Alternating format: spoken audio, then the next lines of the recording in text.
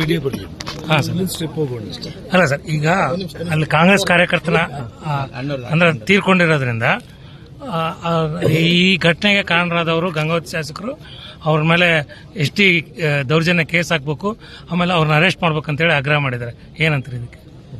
ನೋಡಿ, ನಮ್ಮ ಮನೆ ಹತ್ರ ಬಂದು ನಮ್ಮ ಮೇಲೆ ಮನೆ ಮೇಲೇನೆ ಗಲಾಟೆ ಮಾಡಿ ನಮ್ಮನ್ನೇ ಇದು ಮಾಡಿಬಿಟ್ಟು ಇಲ್ಲೇ ಅವರೇ ಫೈರ್ ಮಾಡಿಬಿಟ್ಟು ಮಾಡಿರುವಂಥದ್ದು ಇಡೀ ಎಲ್ಲ ಮೀಡಿಯಾನೇ ಸಾಕ್ಷಿ. ನೀವು ಬೇರೆ ಯಾರೂ ಬೇಕಾಗಿಲ್ಲ ಇದಕ್ಕೆಲ್ಲದೂ ಕೂಡ ನಾನು ಕೇರ್ ಮಾಡೋನಲ್ಲ. ನಾನು ಇವತ್ತು ಪೊಲೀಸರು ಮನಸ್ಸಾಕ್ಷಿ ಅನ್ನೋದಿದ್ರೆ ಕಾನೂನು ಕಾಪಾಡುವಂಥ ದೃಷ್ಟಿಯಲ್ಲಿ ನಾರಾ ಭರತ್ ರೆಡ್ಡಿಯನ್ನು, ಅವ್ರ ತಂದೆ ನಾರಾ ಸೂರ್ಯನಾರಾಯಣ ರೆಡ್ಡಿ ಅವ್ರನ್ನ ತಕ್ಷಣ ಬಂಧನ ಮಾಡಿ ಇವತ್ತು ಕಾಂಗ್ರೆಸ್ ಸರ್ಕಾರ ಪ್ರಾಮಾಣಿಕವಾಗಿ ಪಕ್ಷಾತೀತವಾಗಿ ಈ ರೀತಿ ಏನು ನಮ್ಮ ರಾಮ್ಲೂರ್ ಹೇಳಿದಾಗೆ ಸಿನಿಮಾ ಸ್ಟೈಲ್ ರಾಜಕಾರಣಿಗಳಿಗೆ ಮತ್ತು ಏನು ಜನಪ್ರೀತಿ ಕಳ್ಕೊಂಡ್ಬಿಟ್ಟು ಇಂಥ ಒಂದು ದಬ್ಬಾಳಿಕೆಗಳ ಮೂಲಕ ನಮ್ಮ ಇಡೀ ಹಿಂಬಾಲಿಕರನ್ನ ಜನಾರ್ದನ್ ರೆಡ್ಡಿ ಅವ್ರ ಮನೆಗೆ ಹೋಗ್ಬಿಟ್ಟು ಅವ್ರ ಮನೆಗೆ ರೋಡ್ಗೆ ಚೇರ್ಗಳು ಹಾಕೊಂಡು ಕುತ್ಕೊಂಡ್ಬಿಟ್ಟು ಬ್ಯಾನರ್ ಕಟ್ಟಿ ಅಲ್ಲೇ ಅವ್ರ ಮನೆ ಮೇಲೆ ದಬ್ಬಾಳಿಕೆ ಮಾಡಿ ಬರ್ತೀವಿ ಅಂತಂದ್ರೆ ಇಡೀ ನಗರದ ಜನರನ್ನ, ವ್ಯಾಪಾರಸ್ಥರನ್ನ ಹೆದರಿಸಿ